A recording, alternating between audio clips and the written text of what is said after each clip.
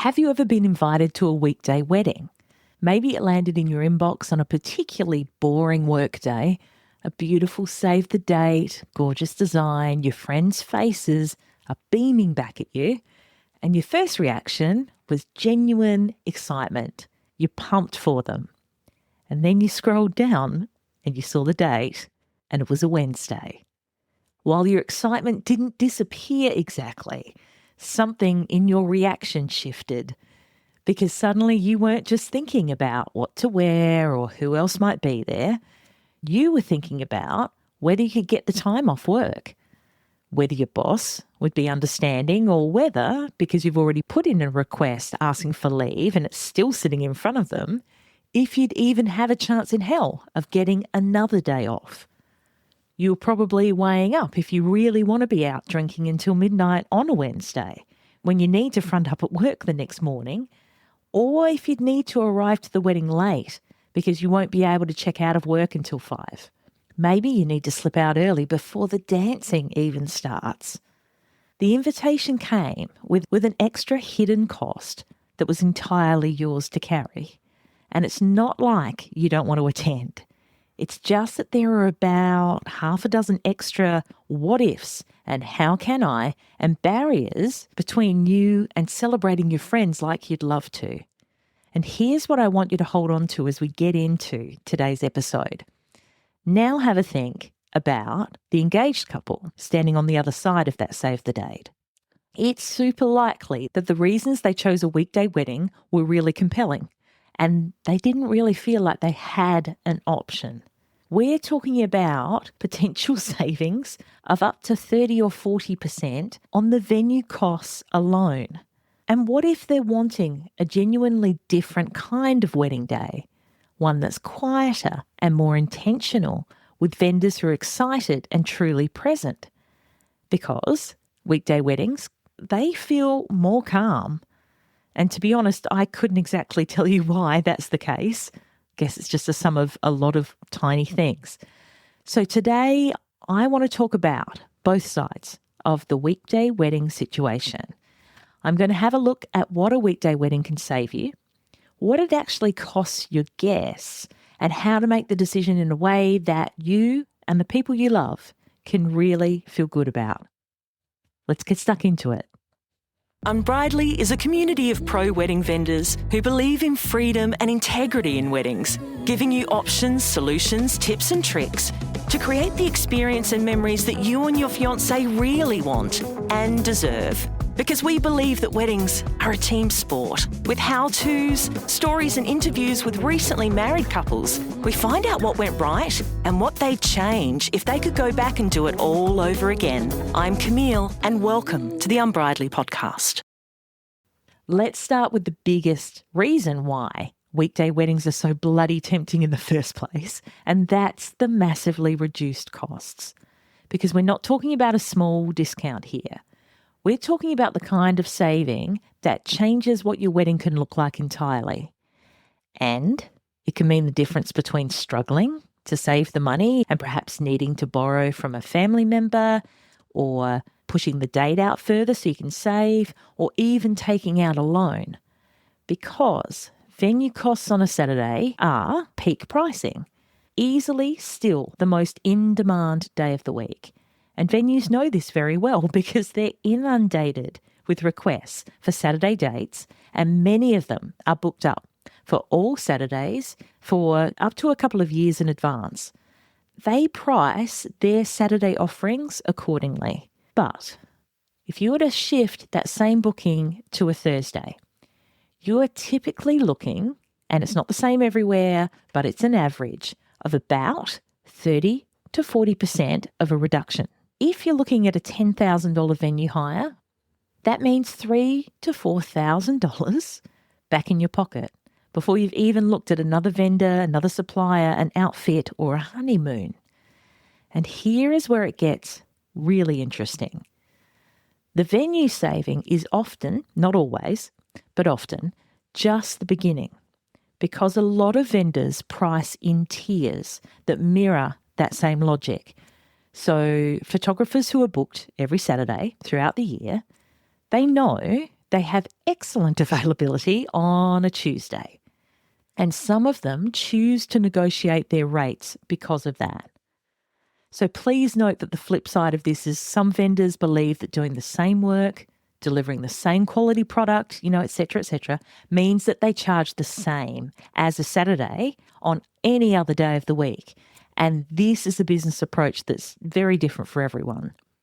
But with some caterers, florists, AV companies, whatever it might be, when the demand drops, so does the price. Not always, not with everyone, but often enough that the savings can genuinely compound for you. And there's also something else worth thinking about when you consider your vendor's experiences at a weekday wedding. So imagine a wedding photographer who's shot 3 weddings in the past 4 days. It might be across a long weekend or something like that. They've done Friday, Saturday, Sunday. That photographer is very different to one who has had a full week to rest and to prep. And while you hope that everyone who works on your wedding will show up excited, bursting with energy, someone working on a weekday wedding has a clear advantage. It's not a criticism of anyone. It's just the supply and demand of services that involve humans. Weekday weddings often get vendors at their most present because it's unlikely that they're doing back-to-back bookings on a weekday, and your day may be the thing they've been building towards all week. So the financial case for a weekday wedding is very real. It's not a scam. The question is, what are you really trading for those savings? The good old, but will our guests actually come dilemma.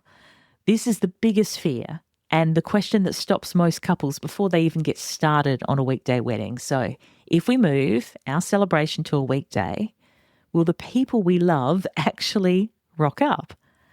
And I want to be honest with you, some of them might not. Here are a few figures to give you an idea. For a standard Saturday wedding with mostly local guests, that's a big differentiating factor. You can expect around 83% of the people you invite to actually show up. So you invite 100, you get roughly 83. That's your baseline. If you move that same wedding to Tuesday, Wednesday, that number drops to somewhere between 65 and 75%. So from your 100 invitations, you might be looking at 65 to 70 people on the day. And that's not nothing. That is potentially a table of 10 that just won't be there. But here's the part that's really interesting. The drop-off of guests who can't attend, it's not evenly spread across a guest list. Your closest people, your immediate family, your best friends, the people who would be absolutely devastated to miss your wedding, they show up at over 95%, regardless of the day of the week. The weekday attendance hit, people who can't make it, it hits hardest on the outer rings of what I call the social onion. If you imagine an onion with all its layers, I've talked about this before and I know it's insane, but this is how I think of wedding guests as an onion. It's your social onion. So right in the core, it's yourself and your fiance. The next layer is your immediate family and it keeps growing, right? Keeps going out. When you hit the outer rings, we're talking about the co-workers, the mates in your sporting team, extended family, the friends of friends. That's when they won't go to as much trouble to make it to your wedding, which means that the question you really need to ask yourself is not exactly, will people come? It's more, which people am I okay with them not attending? Or, in my opinion, should I really be inviting that extended guest in the first place? And here's an additional change that has only happened in the past 6 to 10 years. The assumption that a weekday wedding automatically means that a number of guests won't be able to make it is based on a version of the workforce, of people who work, that no longer exists for a decent chunk of people. So think about your actual guest list. So not a hypothetical one, like literally look at the names on your guest list, your specific closest people. Now, how many of them work flexibly, work from home a few days a week? They might be fully remote, or they might work for themselves. How many have retired? How many would take a day of annual leave without a second thought for you? When couples actually go through their list, person by person, they often find the number of guests who genuinely cannot make a weekday wedding is smaller than they feared. The guests who struggle most with weekday weddings tend to fall into a few different categories, and there's no hate. It's just they tend to work in similar industries. So people in shift-based industries, healthcare, hospitality is a big one, retail, set hours. They can't easily swap the days that they work. People with very limited annual leave, or who have already used most of it up recently, if they've been on a massive several-week international holiday, it's a good chance they won't have any leave left. People who are paid by the hour and who would lose money by attending your wedding. And those with caring responsibilities that might be tied to school hours, or people with a disability, elderly parents, or some sort of fixed schedule. And these are real constraints. They deserve real weight in your thought process. So if your closest people fall into those categories, a weekday wedding may not work for your guest list. And that's a completely valid conclusion to get to. But if a lot of your people have some flexibility, and for many couples planning right now they do, the maths looks different. And I think you could be pleasantly surprised. So the question is not as much, can everyone come? It's more, can the people who matter most to us attend? And only you can answer that one. So good luck. Have a look through that guest list. Do you know what one of the biggest regrets of newly married couples is? They'll say, I wish I had more memories from my wedding day. It was my favourite day. And one of the smartest ways I've seen couples do this is by making sure that they arrange a quick, foolproof and really simple way to collect and share their guests' wedding photos. Because if you think about it, with an average wedding of, say, 100 guests, with every one of them taking 5 photos or videos, I mean, they'll take much more, of course, but I'm talking about the good ones. That's an opportunity for you to collect and download 500 extra photos and videos of their perspective on your wedding day. The stuff that happened that you didn't even get to see. But your barriers are overly complicated instructions or processes. Let's face it, if it takes too long, forces your guest into registering, if you've got to use a certain social media platform, or it's just a pain in the ass, and I'm looking at you, Dropbox and Google Drive, your family and friends just won't do it. And the tech fear and privacy concerns too, because no one wants to download yet another app that has a data breach. Never Miss Moments is an essential resource for busy soon-to-be-weds just like you. Your unlimited photo and video gallery is held in a secure server for 12 months, and for your guests, it's a one-click QR code solution. There's no app to download, no need to register, and it's quick. Win-win. Your guests will be able to look back on and reminisce about your wedding, and your fam and friends' different perspectives of your wedding day is such an incredible lifelong gift for you too.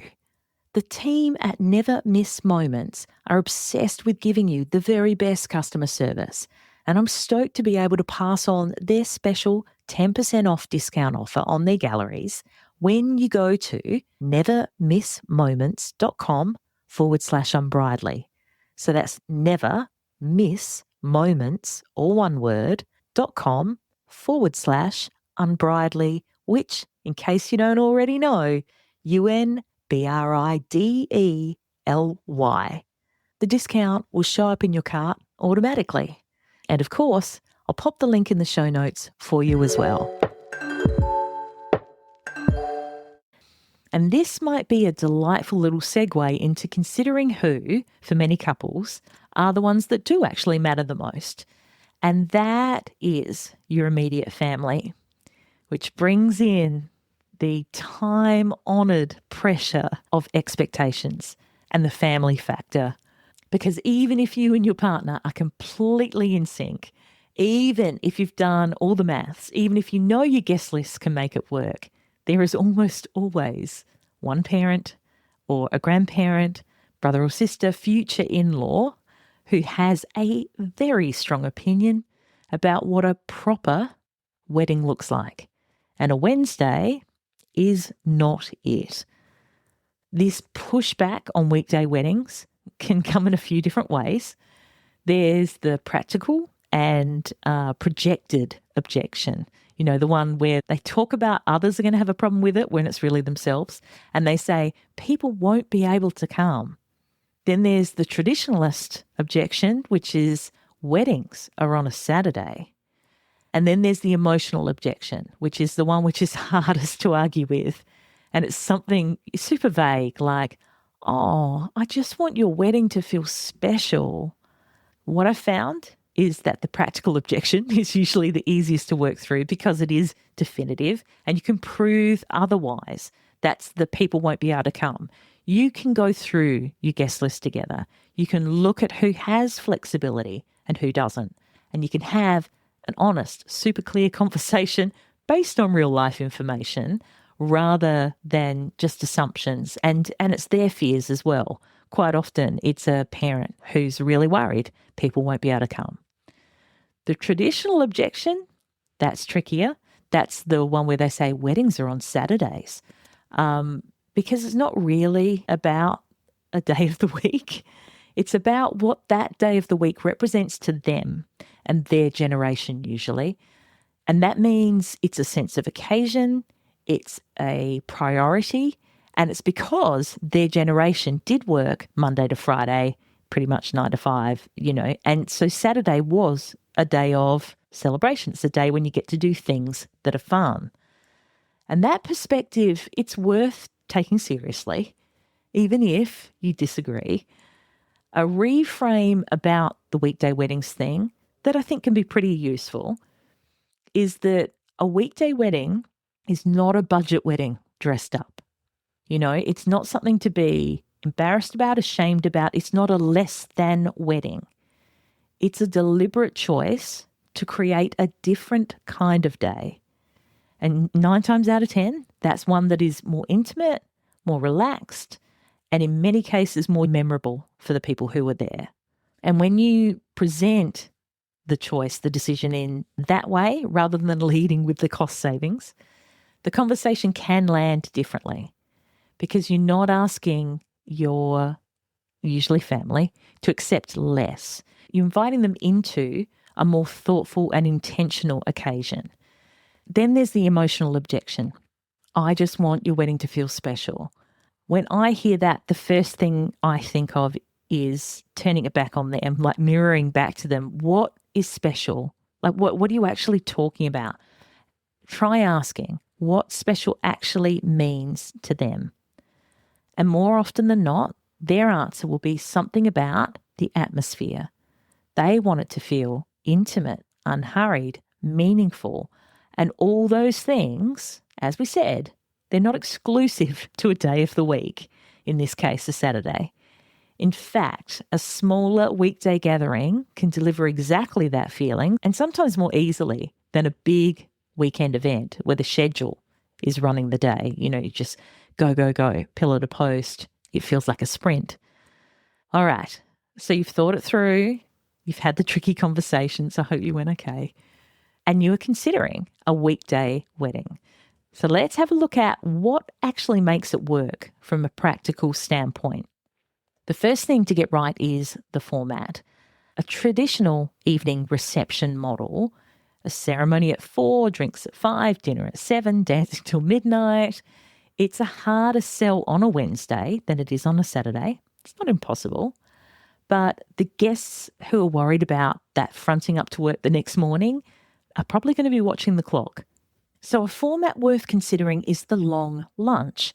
You have your ceremony in the late morning, reception through the afternoon, and you're done by 6. Guests who need to travel home get there at a reasonable hour, and guests who want to keep the party going can. And for those who do need to work the next day, they can be sensible, they can leave without feeling like they're bailing or letting you down.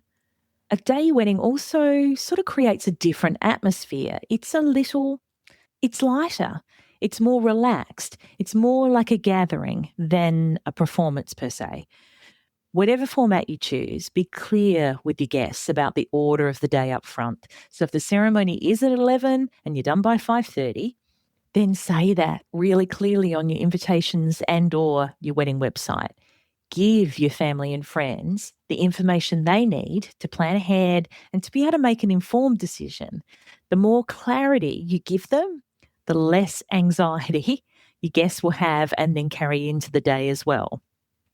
And on the timing of the ceremony itself, if you have your heart set on an evening format, have a think about pushing the start time a little later rather than earlier.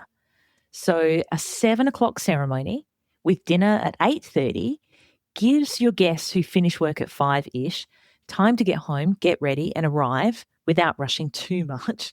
It also means the reception will naturally wrap up at a more reasonable hour. And there's a few other practical things worth thinking through. So the first that really stands out to me is the accommodation side for guests who are coming in from out of town or just don't want to drive home after a few drinks on a school night. So is there somewhere close, easy, affordable for them to be able to stay? Or is your venue close to an area where they can get a ride share? These sort of details will mean that some of your guests will actually be able to attend where others might not. It reduces friction for them and it shows them that you've thought about their experience and their comfort and made things a little bit more convenient for them too. And with annual leave, some couples send their save the dates with a gentle note, just reminding the attendees that the date is a weekday and encouraging their guests to lock in their leave early if they're able to. This is a tricky one. I understand the thought behind it, but I don't know, feels a little intrusive to me. But it's a small thing. It removes the mental load of guests having to figure out whether they should ask, and it signals that you're aware of the extra efforts they're going to attend your wedding. So what do you think? Do you think a weekday wedding is right for you? Because they can absolutely work brilliantly for some couples and they're just not right for others. I feel like it's a little short-sighted to make the decision based purely on the savings alone without thinking through what the consequences are and what comes with it. Here are 4 questions I'd love you to think about, and answer for yourself before you make your decision. And the first one is, who are your true non-negotiables? So there are people on every engaged couple's guest list whose presence is not optional. They might be a parent, a brother or sister, best friend of 20 odd years. You know the ones where if they didn't show, your wedding just wouldn't be the same without them. So before anything else, work out whether those specific people can make a weekday wedding work for you. And if they can't, that probably tells you what you need to know right there. Number 2, what does your guest list actually look like? Go through it properly, not just the vibe check, but, seriously, what do your people do for work? What's their leave situation likely to be? Do they have caring responsibilities? Might be tied to school hours or school holidays. The more honestly you can answer that question, the more useful the answer is going to be. And how important is the everyone stay to the end feeling to you? Some couples just don't care if a few guests slip out early, and others would be heartbroken. Neither of those are wrong, but it's worth knowing which one you are before you commit to a format where early departures become more likely, right? Question 3, what would you do with the savings that you make? So if the weekday savings means you can afford the photographer you have wanted all along, your dream photographer, or it means you're not starting your marriage in debt, that is a meaningful outcome and it's worth some trade-off, right? If the savings you're going to make are going to sit in an account and not actually change anything about your day-to-day life, then it might not be worth the added complexity for you and everyone else involved. Make sure it's worth it for you. And question number 4, finally, are you happy with the decision to have a weekday wedding? Or deep down in your stomach, does it feel like a compromise? There is a version of the weekday wedding that is genuine and joyful and it's an intentional choice. And there's a version of a weekday wedding that is a Saturday wedding in a cheap dress that doesn't fit. Only you know which one yours would be. And if your answers to these 4 questions are all trending in the same direction, you probably know what the right thing to do is. That's my take on weekday weddings. The financial savings can be huge, but they can come with trade-offs for your guests, and those trade-offs deserve some honest attention, just as much as the money. The couples that do weekday weddings well are the ones who go in with their eyes open, who know what's coming, who have thought about their specific guest list, who've had the hard conversations, and who've chosen a weekday wedding because it actually fits with their vision rather than it was just the cheaper option. So if you're toying with this decision right now, I hope this helped you to think through it a little bit more clearly and know what your options are and how it might affect the way your wedding day feels.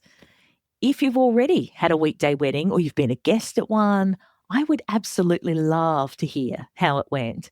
So come and find me over on Instagram at Unbridely and tell me everything. And until next time, celebrate your people. That about wraps it up for this episode of the Unbridely podcast. For the links and resources we mentioned, please head to the show notes. And if you love the show, please review and subscribe on the podcast platform you're on now so you don't miss out on a single episode. Thanks so much for listening. And remember, weddings are a team sport. Catch you soon.